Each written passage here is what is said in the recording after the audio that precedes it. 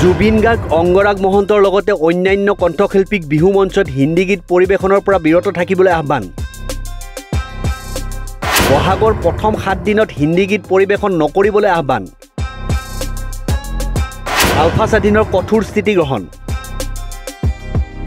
একাংশ বিহু সমিতিয়ে বিহুৰ সক্ৰিয়তাক বৰ্জন দি হিন্দী গীতৰ প্ৰয়োগ ঘটোৱাৰ যোজা চলাইছে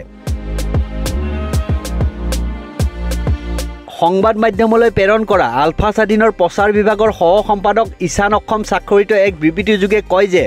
দিন আহে মা যায় বছৰে বাগৰ খলাই ফাগুনে লঙঠা কৰা বিৰিখে সেউজীয়া উৰণি টানি বসন্তক আদৰণি জনায় চাৰিওদিশে ঢোল পেপাৰ সুৱদি মাতে ৰজন জনায় গতিশীল প্ৰকৃতিৰ বুকুচাত উঠি থলগিৰিৰ হেপাহৰ বহাগৰ বিহুটি এতিয়া নঙলা মুখত বাপতি সাহোন বিহুটিক আদৰিবলৈ থলগিৰি জনগণৰ এতিয়া ব্যস্ততাৰ কোনো সীমা নাই সকলোতে এতিয়া ৰঙালীক আদৰাৰ ভীষণ ব্যস্ততা বাদ পৰা নাই বিভিন্ন বিহু সন্মিলনী আয়োজক সমিতিসমূহ এই ব্যস্ততাৰ মাজতেই বহাগ বিহুৰ তাৎপৰ্য আৰু সক্ৰিয়তা আমি মনত ৰখা ভাল যিয়ে থলগিৰি জাতীয় জীৱনক প্ৰতিনিধিত্ব কৰি আহিছে কিন্তু শেহতীয়াকৈ বিহু সন্মিলন আয়োজনৰ নামত একাংশ বিহু সমিতিয়ে বিহুৰ সক্ৰিয়তাক বিসৰ্জন দি হিন্দী গীতৰ প্ৰয়োগ ঘটোৱাৰ যোজা চলাইছে ই কেতিয়াও গ্ৰহণযোগ্য হ'ব নোৱাৰে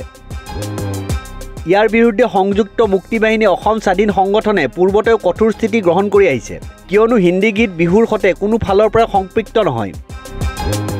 পশ্চিমীয়া বিজতৰীয়া সংস্কৃতিৰ আগ্ৰাসনে ক্ৰমান্বয়ে সংকুচিত কৰি অনা থলগিৰিৰ আয়ুসস্বৰূপ বিহুটিৰ মাজতো যদি হিন্দী গীতক প্ৰাধান্য দিব লগা হয় তেনেহ'লে বিহুটি আৰু অসমৰ থলগিৰি জাতীয় উৎসৱ হৈ নাথাকিব আৰু সংযুক্ত মুক্তি বাহিনী অসম সংগঠনে তেনে হ'বলৈ দিব নোৱাৰে পাহৰি যোৱা অনুচিত যে একোটা জাতি আৰু জাতীয় সংস্কৃতিৰ ঊৰ্ধত কোনো বিহু সমিতিৰ বিষয়ববীয়া অথবা কোনো কণ্ঠশিল্পী গায়ক গায়িকা হ'ব নোৱাৰে সেয়েহে বৃহত্তৰ গুৱাহাটী বিহু সমিতিৰ লগতে অন্যান্য বিহু সমিতিসমূহে বহাগৰ প্ৰথম 7 দিনত হিন্দী গীত পৰিৱেশনৰ অনুমতি বাতিল কৰক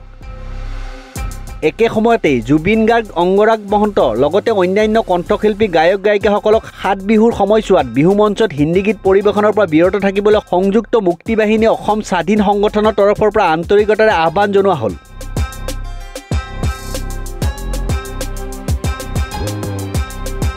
নিউজ ডেস্ক ৰিপৰ্ট নিউজ 13